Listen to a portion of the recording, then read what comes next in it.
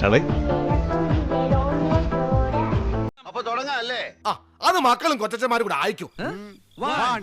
ഒരു ദിവസം ആയിഷ ബീവി റളിയല്ലാഹു അൻഹ വീട്ടിലിങ്ങനെ തുന്നിക്കൊണ്ടിരിക്കുമ്പോഴാണ് കയ്യെന്നറിയാതെ സൂചി അങ്ങോട്ട് താഴെ വീണ് പോയത്. അതുകൊണ്ട് ഇപ്പൊ എന്താ? വെളിച്ചം കുറവായത് കൊണ്ട് ബീവി അതിങ്ങനെ തപ്പിക്കൊണ്ടിരിക്കുമ്പോഴാണ് അള്ളാന്റെ റസൂൽ ആ റൂമ കണ്ട് കയറി വന്നത്. അള്ളാന്റെ റസൂലിന്റെ സൗന്ദര്യത്തിന്റെ പ്രഭ കൊണ്ട് തുന്നിക്കൊണ്ടിരിക്കുന്ന സൂചി ബീവി കണ്ടെടുത്തുത്രേ. മുത്തുനബിയുടെ സൗന്ദര്യത്തെ കുറിച്ച് വർണ്ണിക്കുന്നിടത്ത് കവി പറയുന്നുണ്ട്, നബി അങ്ങ് പരിശുദ്ധമായ മക്ക ഹറമിൽ നിന്ന് മദീന ഹറമിലേക്ക് സഞ്ചരിച്ച അന്നത്തെ രാത്രി ആകാശത്ത് കാണുന്ന 14-ാം രാവിലെ പൗർണമി ചന്ദ്രൻ സഞ്ചരിച്ചതുപോലുണ്ടായിരുന്നു അത്. ഇന്നലെ രാത്രിയുണ്ട് ഇവിടെ നായിക്കട്ടി പാലത്തിന്റെ അടുത്ത് തന്നെ 6 ആന അടിച്ച് പൊളിച്ചിങ്ങനെ വരിക. ഒരു ദിവസം അള്ളാന്റെ റസൂല് ഉറക്കത്തിന് എഴുന്നേറ്റപ്പോഴാണ് ഇരുട്ടിന്റെ മറവിൽ ഒരാള് വെള്ളപാത്രവുമായിട്ട് ഇങ്ങനെ കാത്തു നിൽക്കുന്നത് കണ്ടത്. അള്ളാന്റെ റസൂൽ ആ മനുഷ്യനോട് ചോദിച്ചു, മൻ ആരാണത് എന്ന്.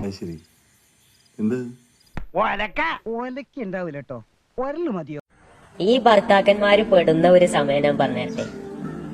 ഭർത്താക്കന്മാർക്ക് ജോലി ഇല്ലാതെ ഭാര്യമാർക്ക് ജോലി ഉണ്ടാവുന്ന ഒരു സമയത്ത്, അങ്ങനെയല്ലേ?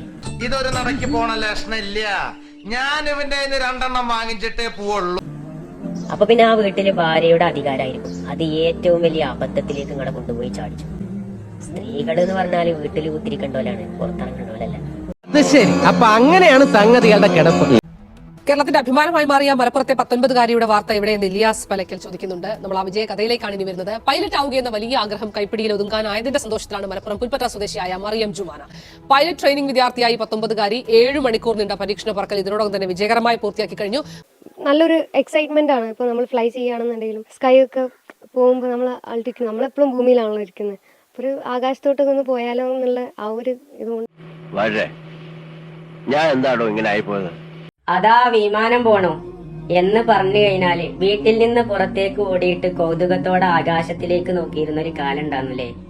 ഇപ്പോഴും അങ്ങനെ തന്നെയാണ്. ഒരു കുടുംബനാഥനെ ഒരു പോറൽ പോലും ഏൽപ്പിക്കാതെ കുടുംബത്തിലേക്ക് തിരിച്ചെത്തിക്കാൻ ഒരു കൂട്ടം ജീവനക്കാര് ചെയ്യുന്ന ത്യാഗമാണ് ആ പോണത്. ഇപ്പോഴല്ലേ മനസ്സിലായത്?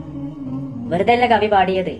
വിമാനമേ വിമാനമേ ആകാശയന്ത്ര പേടകമേ, ഏകാഗ്രചിത്തനായി നിന്നെ പറത്തുന്ന വൈമാനികനെ നമിക്കുന്നു ഞാൻ. സകലകലാവല്ലഭൻ. ഒരു കുഴപ്പമില്ല, സന്തോഷമുള്ള മക്കളെ, സന്തോഷായി.